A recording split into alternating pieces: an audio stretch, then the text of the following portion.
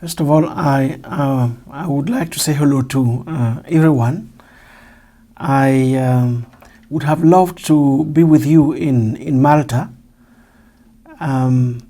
This is clearly not possible. 4 months ago, I submitted an application to renew my Cameroon passport. 4 months later, the passport still hasn't been renewed. I'm therefore unable to leave the US, and as we speak, I cannot tell you when it is that the passport will be renewed. I just hope that it will be at some point in time. The topic of our conversation is technologies of happiness in the age of animism. Let me start by saying that we have witnessed of late a renewed interest in the question of happiness, both within critical theory and critical sociology and beyond.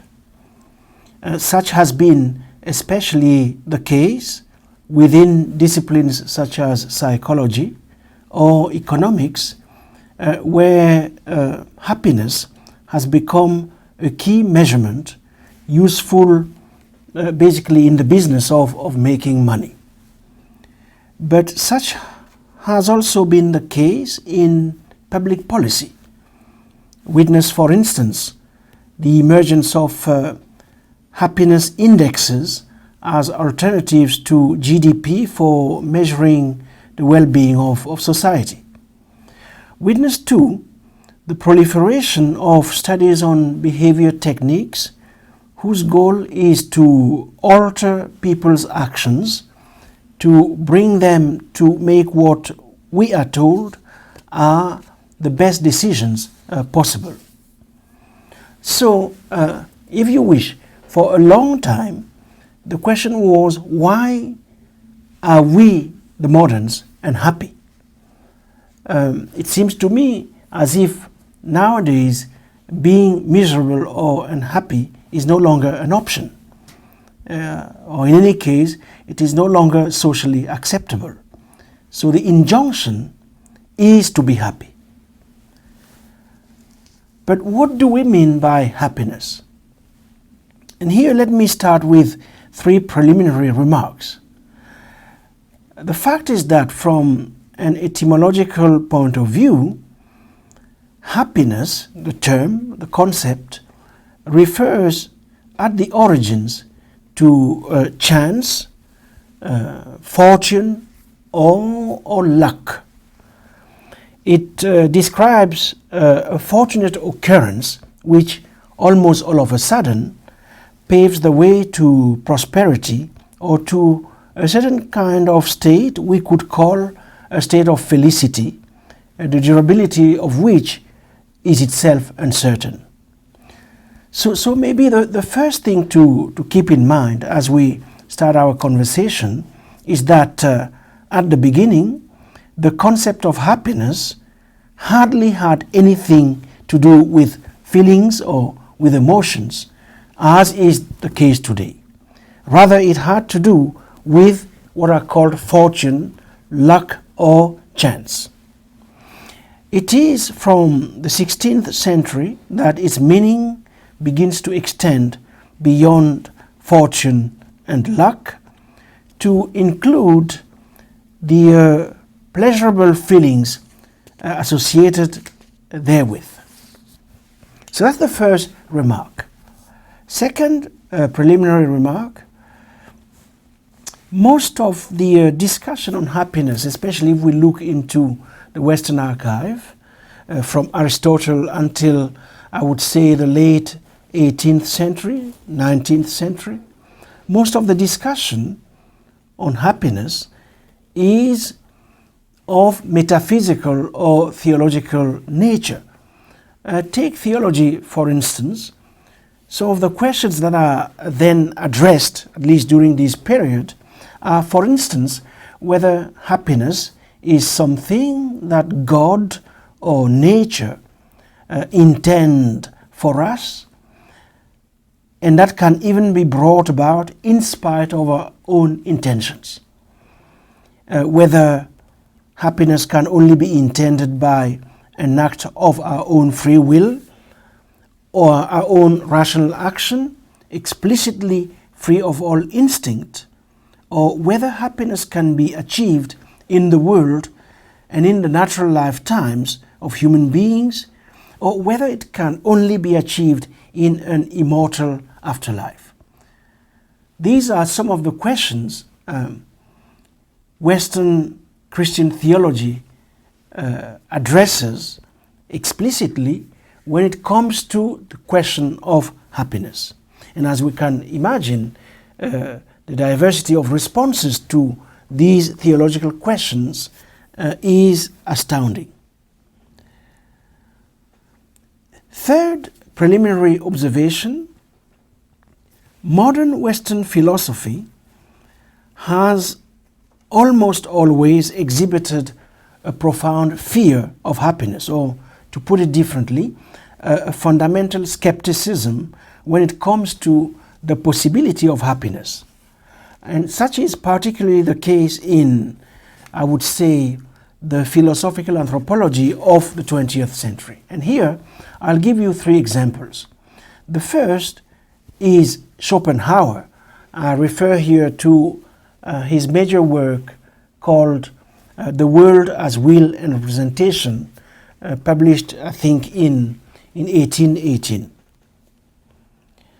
So Schopenhauer believes that happiness is, if not beyond reach, then it is something rare. In any case, he argues, our world is on the brink of destruction, and any changes that one could think of would only make it worse. Such changes, says Schopenhauer, would probably mean the end of the world. Whatever the case, it is a mistake to think that people can be happy in this world, since earthly happiness is no more than what he calls a transient illusion. So one would want to ask, but what is happiness in Schopenhauer's understanding of this concept? For him, happiness is the satisfaction of desires. For true happiness to be achieved, we need the complete absence of all pain and the complete satisfaction of all our desires. Temporary happiness seems to be a real possibility, although perhaps only, he says, for the happy few. But even this is an illusion because of the nature of the will. The satisfaction of desires, he thinks, would only bring boredom, which he understands as empty longing. So what is boredom? Boredom is fundamentally empty longing. So for him, we are somewhat caught in a double bind. We feel pain if the will is blocked, and yet we feel boredom, we feel bored if the desires are satisfied. And there's no way of getting out of that conundrum. Now, in spite of this firm belief, Schopenhauer nevertheless proposes to his readers a practical guide on how to attain not so much happiness, but something he calls a bearable life with brief moments of happiness. Let me, because I find it interesting, let me go through some key elements of this practical guide. Let's see, 6 or 7 elements of Schopenhauer's guide to brief moments of happiness, or to a bearable life. First of all, and here I'm basically quoting him, first of all, we should not try to pursue happiness, but we should try to find freedom from pain. Because a painless state is the closest we can get to happiness. So the first practical guide has to do with this mental disposition which allows us to basically relinquish any attempt at achieving happiness, all of this in favor of a more modest project, which is to live a bearable life. A bearable life we recognize by its being free from, let's say, pain. So basically what he's saying is that we should limit our expectations of life. Second guideline, we should cultivate an emotional attitude towards life. We must never let ourselves be ruled by our emotions. Once again, the emphasis should be on freedom from pain, because life automatically means suffering, and it is our task to try and find a way to handle this suffering, for instance through asceticism. So the less the will is excited, the less we suffer. Third practical guideline, we must set limits to our wishes, curb our desires, moderate our anger, always remembering that an individual can attain only an infinitesimal share in anything that is worth having, and that on the other hand, everyone must incur many of the ills of life, and if we fail to observe this rule, no position of power or wealth will prevent us from feeling wretched. So here again you can see the extent to which Schopenhauer is rather skeptical as far as the project of happiness is concerned. Another one of his guidelines, we should not forget to fight envy because it contributes to unhappiness. Now, what about our relationship with people? Schopenhauer believes that people are dumb, they are selfish, they are out to harm you, and can therefore never be trusted. So how should we then deal with them in our lives, since being together with them is dangerous, and in most cases, I quote him, a terrible ordeal? The answer, he argues, is that one has to be careful and cunning to avoid being hurt, because people are essentially interested in themselves, therefore they are both easily offended and flattered. So never let yourself become dependent on someone, always behave with a little disregard. Why? Because even friendships are usually concealed self-interest. A true friendship is extremely rare, maybe it does not exist at all. One last guideline from Schopenhauer, and it has to do with intelligence. He truly believes that exhibiting intelligence makes you very unpopular because it confronts other people with their, quote, intellectual inferiority. In any case, extraordinary people find ordinary people very annoying and therefore should prefer solitude. So that's as far as Schopenhauer is concerned. Going through some of these guidelines makes it quite clear that he is rather skeptical about the possibility of happiness, and the possibility of human relations that might be mutual and founded on some principle of reciprocity, mutual recognition, and mutual dignity. A second example is Bentham, for whom happiness can, in theory, be calculated, since it is, after all, he says, the sum of pleasures which we experience minus the pains.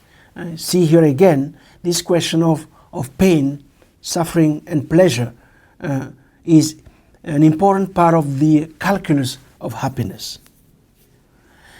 Bentham is known for having introduced in the debate on happiness the concept of calculation. He's known for being somewhat one of the originators of the utilitarian concept of happiness. That, by the way, is so dominant. Today we'll come to that later on in the presentation. Now, this utilitarian concept of happiness basically tells us two things.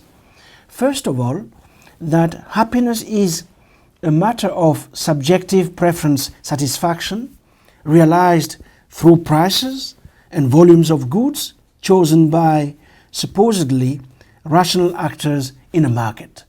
So there's a market of happiness, and it costs. Are we willing to pay the price?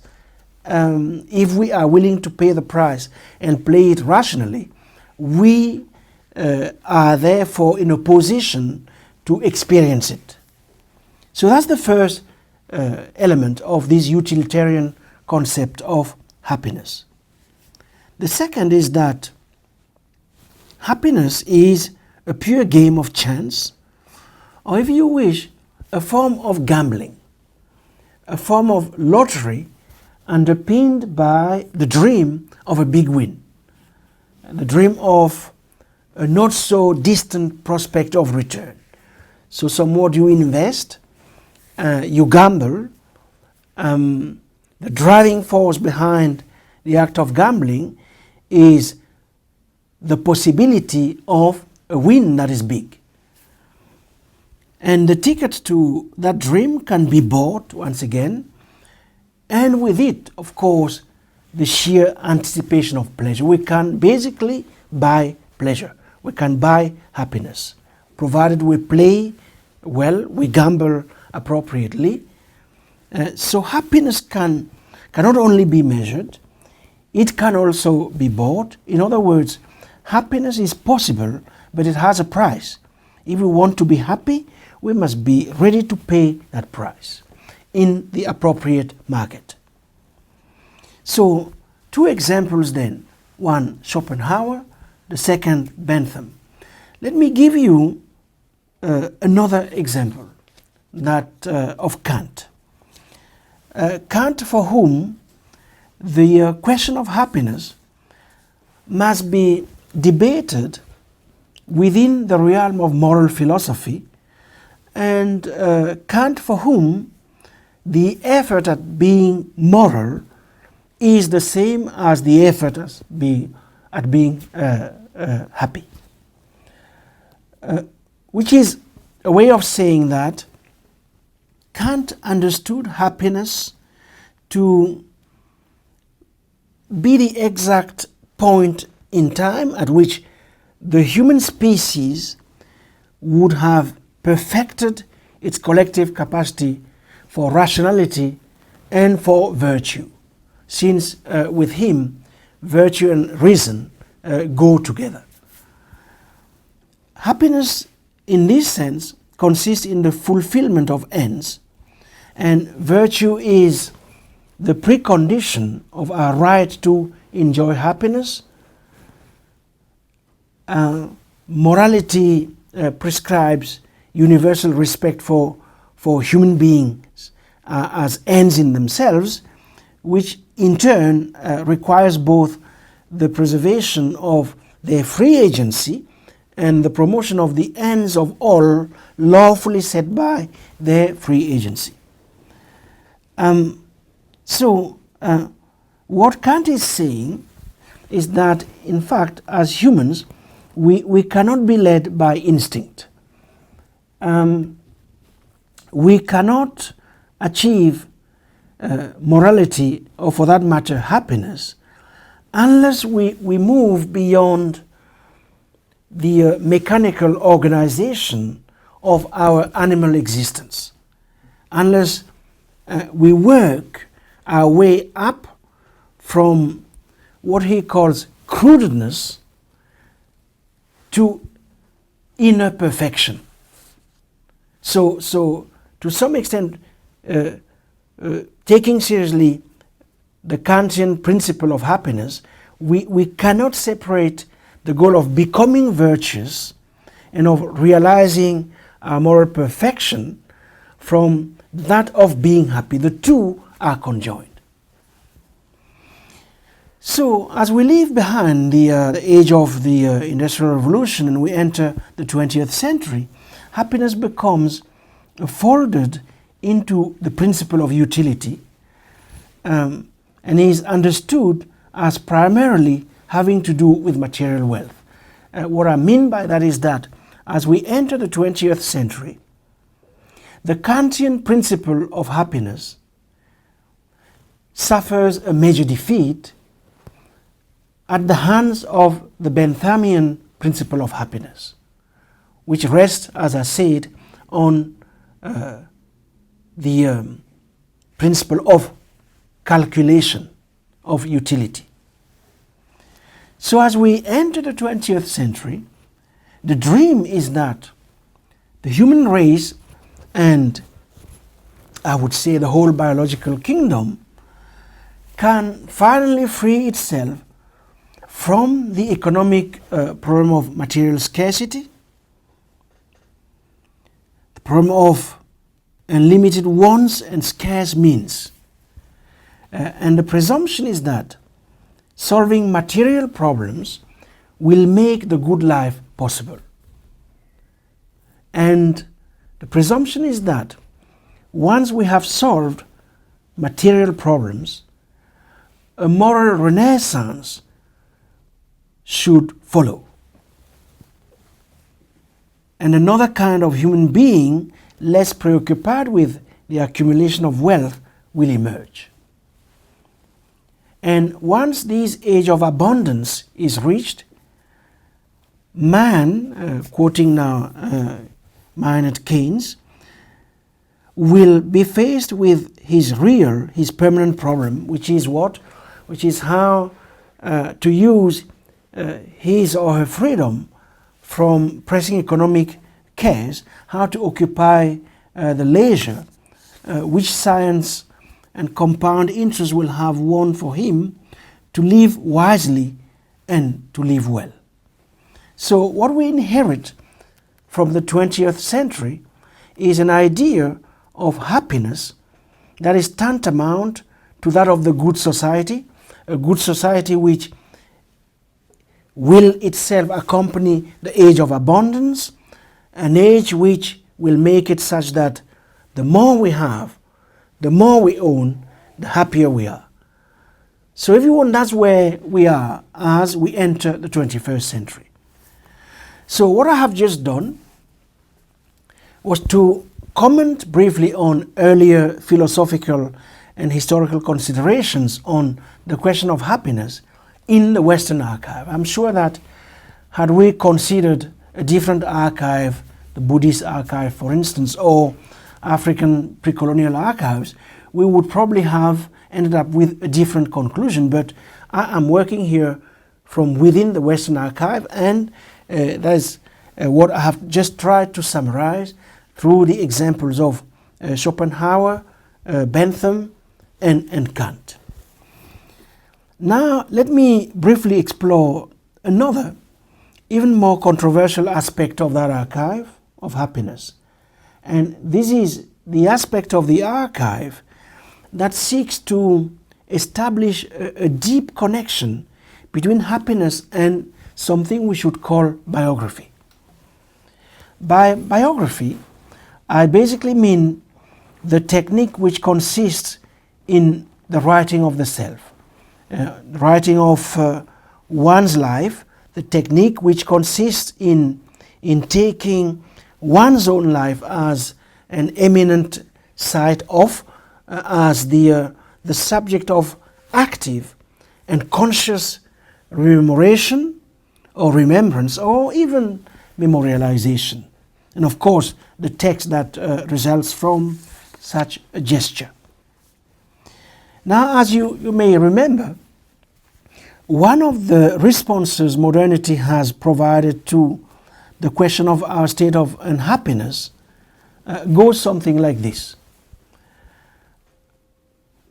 And by the way,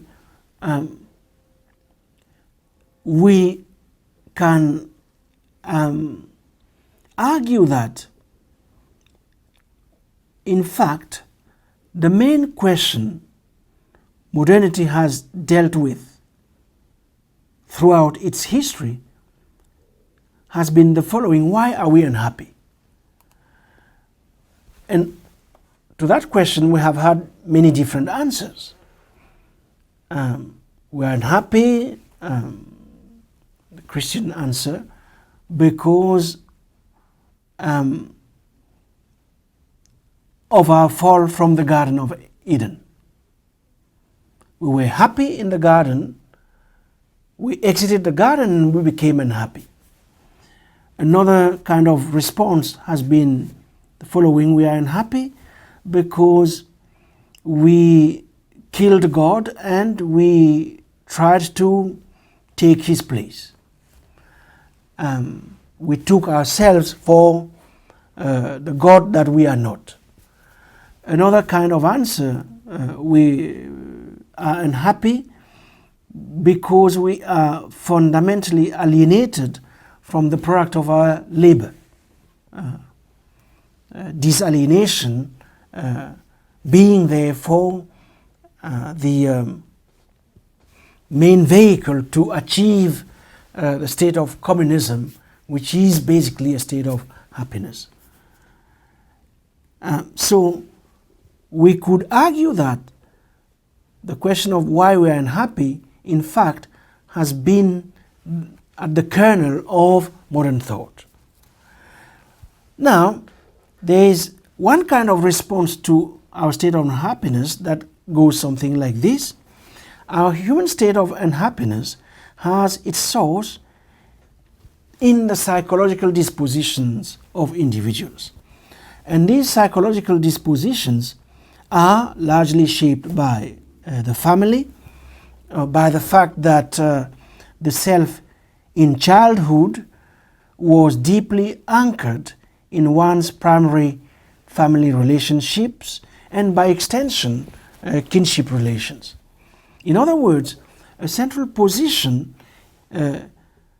is attributed to the family motif in interpretations of happiness and unhappiness, and with it a firm inscription of biography at the center of a program of psychiatric therapy.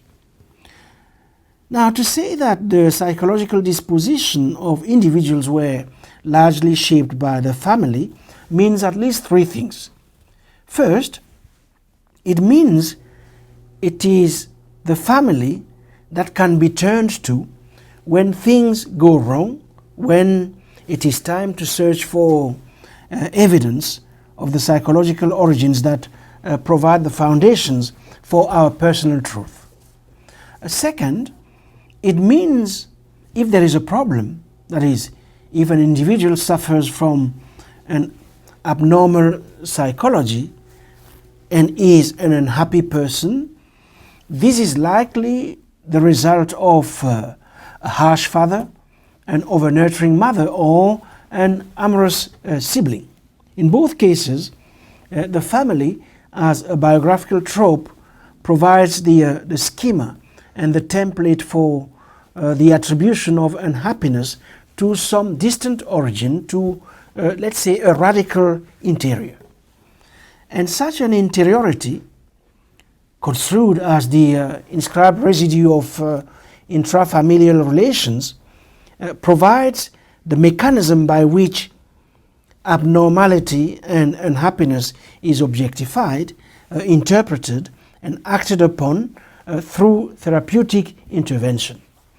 In other words, what modernity tells us, or part of what it tells us, is that the truth of our unhappiness and the truth of who we are reside in the dark interior of our biographical history.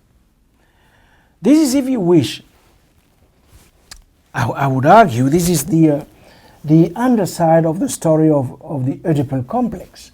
After all, what is the Oedipal complex, if not that, I would say, microcosmic encapsulation of the family as an internalized cell of sovereignty, but a cell of sovereignty in which the father retains overall symbolic authority. Now, what are the implications of this way of seeing, which, as you must have imagined, comes basically from psychoanalysis? One implication is that in order to be happy or to exit the state of unhappiness, two steps are necessary. First, we need to come to some recognition of the fact that we should be relieved of some responsibility for our own actions and choices, since these actions and choices are in fact the work of inner agencies originating not in us as such, but in our family history. What does it mean? It means, look, we cannot possibly feel guilty for everything we do, every choice we make. If you want me to caricature the argument, we shouldn't feel guilty because, to some extent, our family history made us do it. And therefore, we cannot be held entirely responsible for who we are, what we do, and the choices we make. Blame it on, if you want, the family, or at least blame part of it on the family. So that's the first implication of this way of seeing. Second implication is that in order to reach a certain state of happiness, we need to sufficiently dismantle ourselves. And to engage in this project of self-dismantling is the precondition to shape our true self and liberate our psyche from the biographical baggage in us. So, the self is in fact a combinatory of biographical baggage. Biographical baggage that somewhat determines us, or even worse, makes us unhappy, is a fundamental cause of our unhappiness. Now, if we want to be happy, we have to clean up that baggage. We can clean it up by dismantling part of who we are, by becoming other. That happiness, in fact, is not about the going back to some deep inner self. It's about exiting it, dismantling it, and reassembling the self, and bring it to become what it is not yet. Not what it is, but what it is not yet. Encountering the self as other. That is where lies the possibility of happiness according to psychoanalysis. Third implication, what psychoanalysis tells us is that they are a set of internal tensions. There is an inner turmoil. The self is a bundle of inner turmoils. And this inner turmoil is somewhat permanent, is not temporary, it is not an accident, it is structural, it is ineradicable, we cannot eradicate it, and therefore, since we cannot eradicate it, we have to learn how to live with it. We have to learn how to live with it, and one way of learning how to live with it is through a radical and relentless probing of the deepest recesses of our interiority, which, by the way, have all kinds of names, the family, of course, but also sex, sexuality, sexual pleasure, the meaning of parenthood, that is fatherhood, womanhood, motherhood, childhood. And these names are placed in psychoanalysis, at least, at the center of a happy and healthy psyche, health and happiness becoming in the process deeply intertwined to an extent such that today it is as if we can no longer talk about one of the terms without automatically conjuring up the other. In other words, questions of happiness today are equivalent to questions of health. And all along, it has also been thought that therapy was the best way to reach these deepest recesses of our interiority and to learn how to live with our inner turmoil. So if you want, this is the second set of comments I wanted to share. We started with a brief recapitulation of the question of the ways to problematize the question of happiness in the Western philosophical archive. I highlighted a moment ago, let's see, the ways in which psychoanalysis in particular renders even more complex the question of happiness. I would now like to move to the third part of the presentation, which has to do with the kind of new discourse on happiness that is taking shape as we speak, and which is almost entirely divorced from some of the earlier preoccupations we saw with Kant, certainly Kant, and a number of others. So it is a new discourse that is taking shape across a range of fields.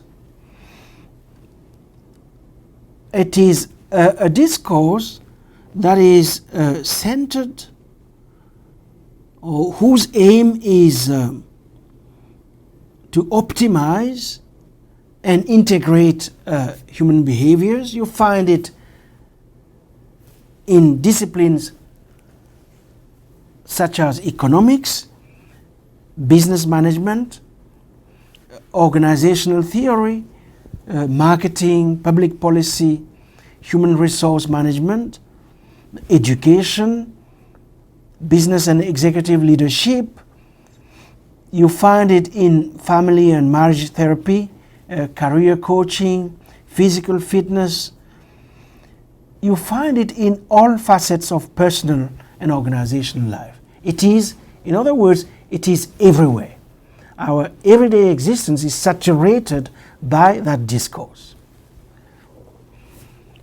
Second point, the vanguard of this new discourse is something called positive psychology. Itself a very influential movement in contemporary psychology, a movement directed at what? At the study and production of what it considers optimal emotional states. What positive psychology does is that it invites to assess and transform our respective levels of well-being and life opportunities. Its goal is to strip dead weight of habit, negativity, and routine, strip it away from our private and interpersonal lives in order to liberate the what it considers the vital drives and forward thrust that constitute emotional existence itself. Positive psychology believes that this is a task that is open to anyone with the capacity to weave the elementary lessons of pop psychology into the warp of their daily route. Now, let me just add that this new discourse is the stuff of daily time talk shows, cable shows, burgeoning therapeutic subculture, and it is a discourse that aims at rethinking the human propensity for emotional well-being, rethinking it along the lines of economizing principles and techniques where value is calculated in terms of cost and benefits. So, if you want, what I'm saying is that the rationalities of economic conduct now animate the discussion on happiness as a problem for modern psychology. So, the aim of positive psychology is to make people happy with the aid of the most current techniques of psychological treatment. And the idea is to map out with some measure of scientific precision applied to mental pathologies, to map the psychological states identified, for instance, with joy, flourishing, expressive well-being, and happiness itself. So, for instance, there are now computer programs designed to influence the way we feel. A number of global firms now have chief happiness officers properly integrated in the organogram of the firms.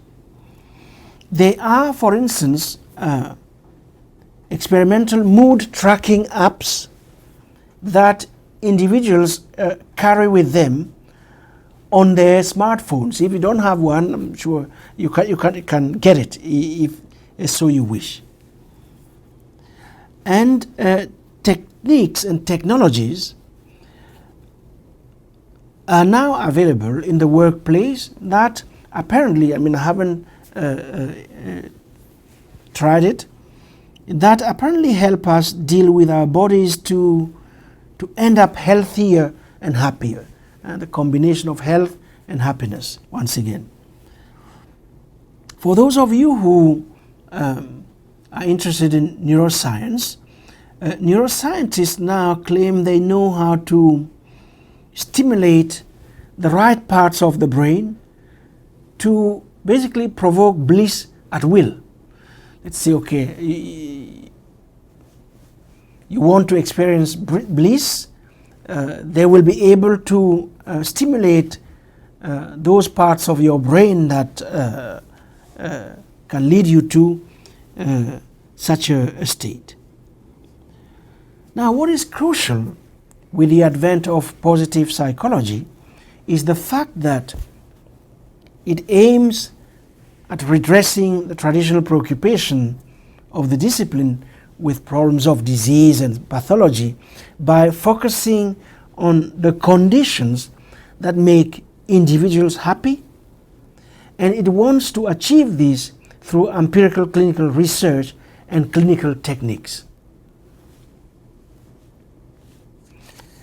I could go on and on this, but I have told you, let's say, what you need to know about positive psychology. Let me just add one or two small things. The first is that positive psychology reverses the old Freudian axiom that thoughts are the expression of underlying emotional dynamics which are themselves rooted in psychobiographical experiences. And we spoke about the biographical moment earlier on. It reverses that axiom. Instead, it believes that everyday thoughts determine emotional states, and where these thoughts can be directly manipulated by sheer acts of will, happiness becomes possible. Which means that happiness can be produced by consciously directing one's thoughts to happy subjects with the same intentionality one might pursue in a fitness regime. So what positive psychology does is then to produce a ream of advice on how this is to be done. Through thought interventions, one is supposed to learn to switch off negative thought patterns, or through planned disruptions to one's routine, one learns to forestall the cyclical downward spiral to lower emotional states that grip us all in the rhythm of daily life.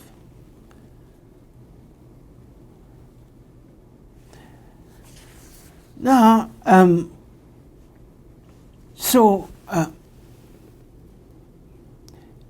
the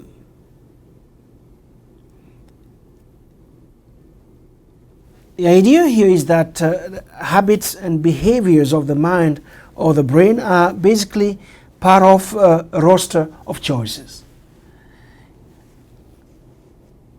So mindfulness, digital detoxing, cognitive behavioral therapy, self-help, evidence-based relaxation techniques such as spending more time near foliage are all premised on the idea that people are augmentable.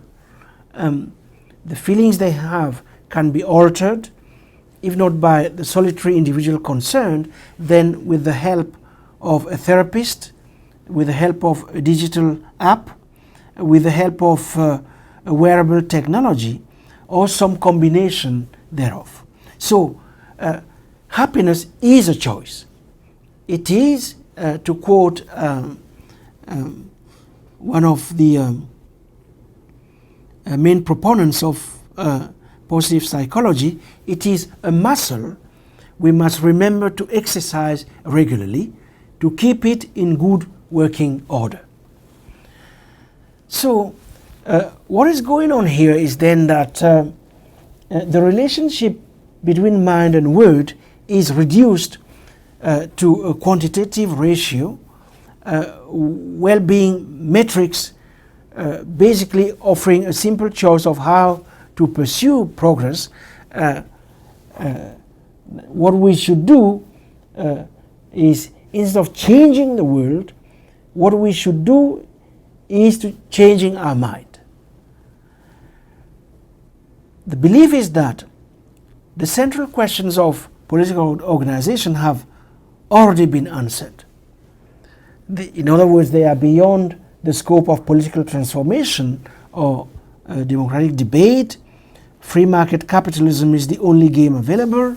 In this context, the question of political or economic transformation is thrust back upon the individual, and given that capitalism cannot be transformed to meet human needs, humans will have to transform themselves to meet capitalist needs.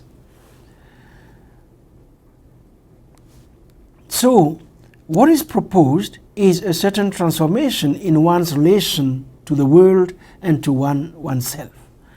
And where happiness was once understood as an intangible quality of individual temperament, today it has emerged as something that is measurable and actionable.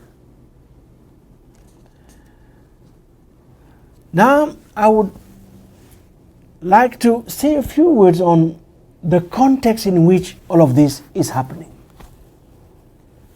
and then wrap up the presentation at that point. So why is it happening now? It is happening now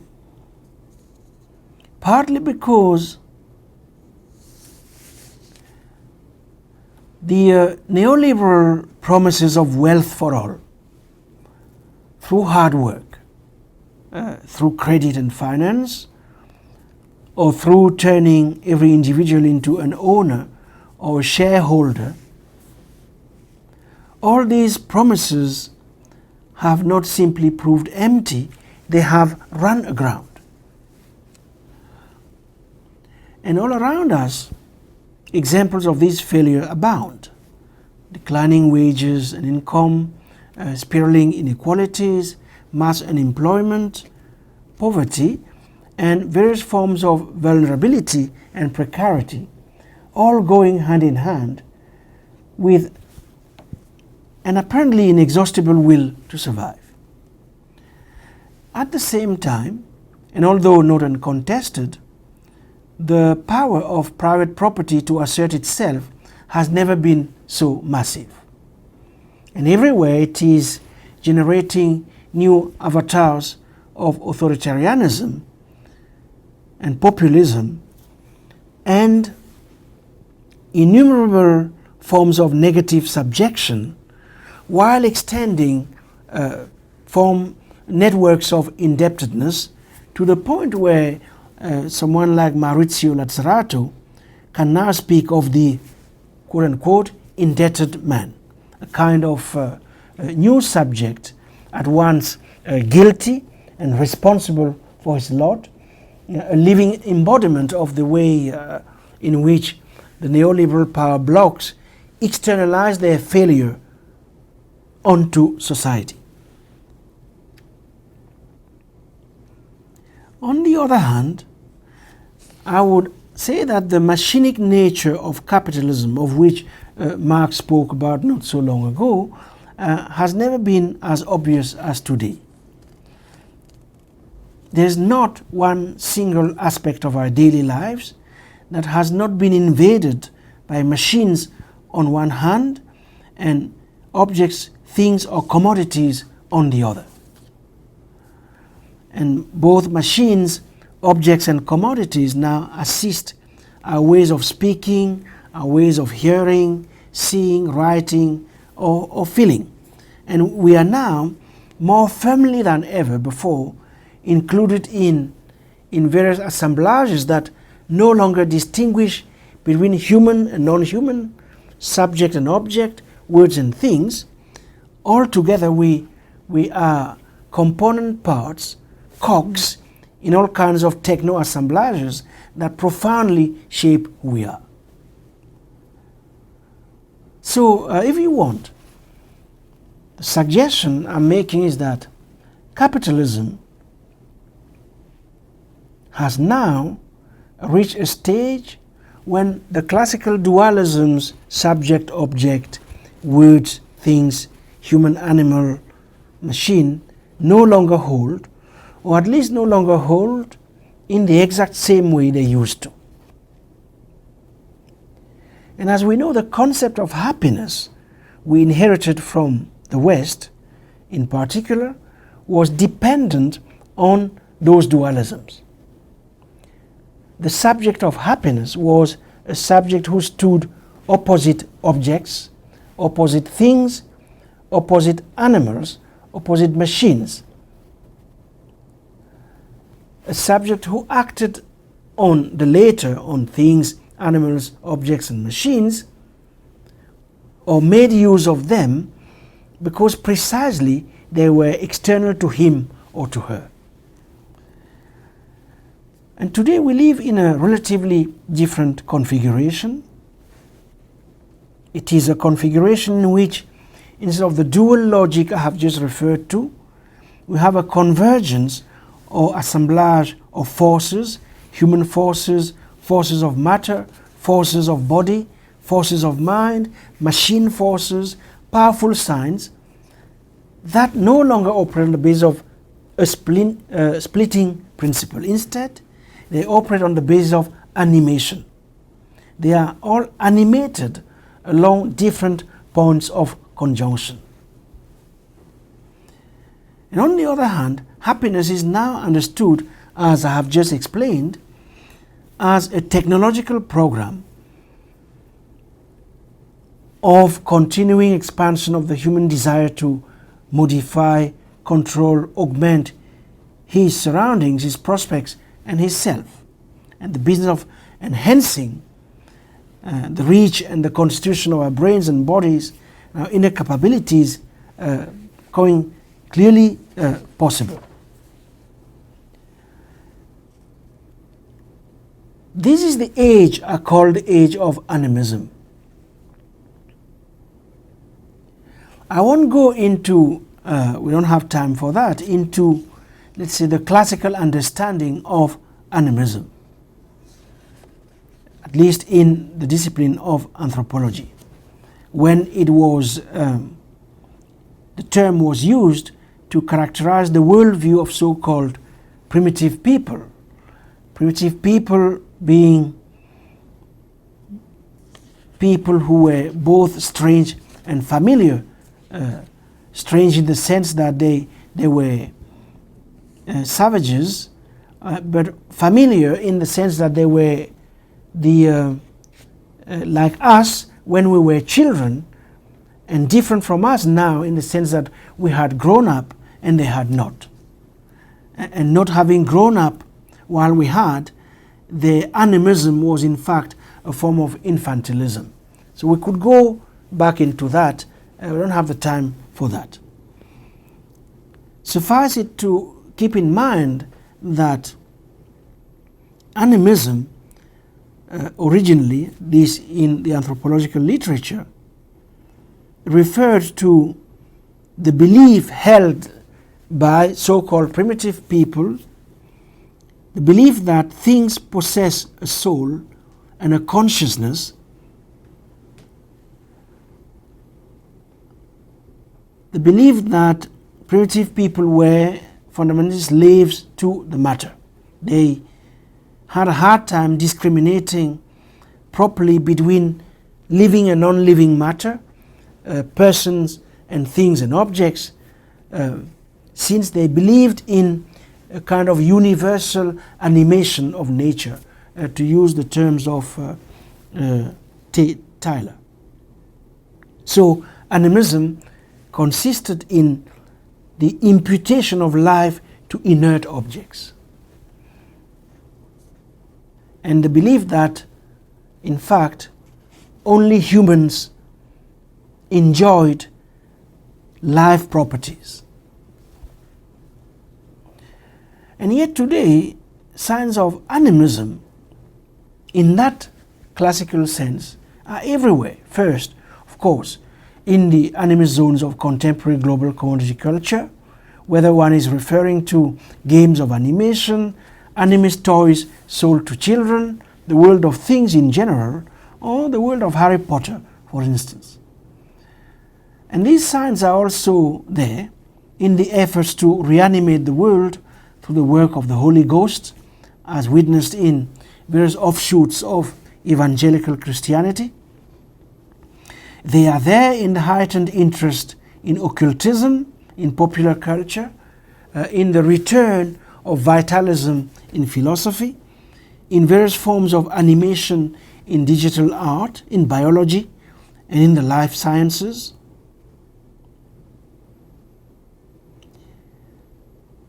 Sociality, personification, subjectivation are suddenly applied to objects that heretofore existed on the other side of what seemed like a stable distinction between humans and non-humans.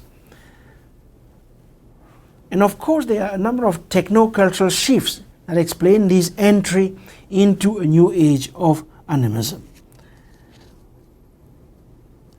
But fundamentally,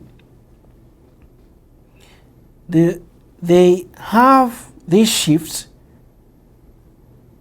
something to do with the new pathways of capital that form the web and texture of our contemporary experience.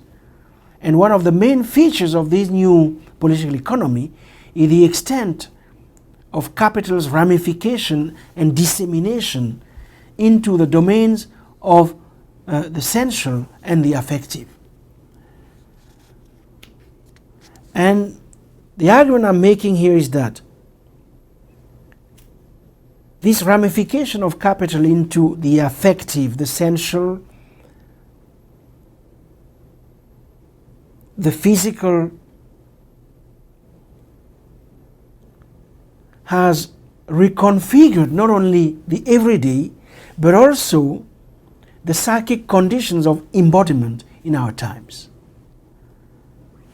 It has almost completely reorganized not only the basis of sociality, but also the logistics of perception, along with the mental functions and the semiotic and affective capacities that have perception as their basis, which is to say all conscious and arguably the majority of unconscious processes, including language function and on a planetary scale.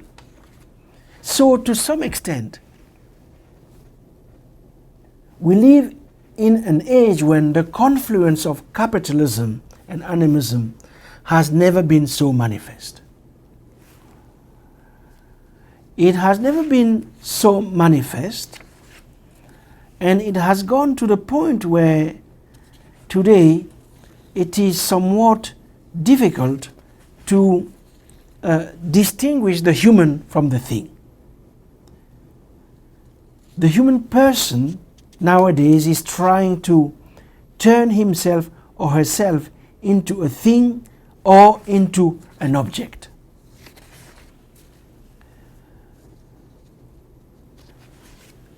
So, if you want, the two worlds of manufactured things and manufactured beings have finally come together and now form a second humanity. To the point where today capitalism's imperative is to produce a perfect self as a perfect thing. And that is what is called happiness, at least in positive psychology. This being the case, what remains of political hope?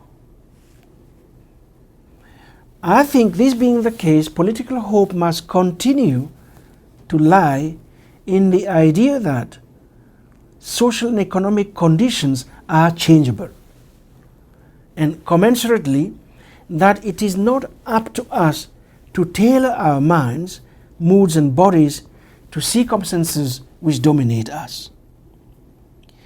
We therefore need to keep insisting on a political understanding of happiness and unhappiness. I'll end it there. Thank you very much. And once again, I'm sorry I couldn't be present at our deliberations, and I wish you good luck for the ongoing seminar. Bye.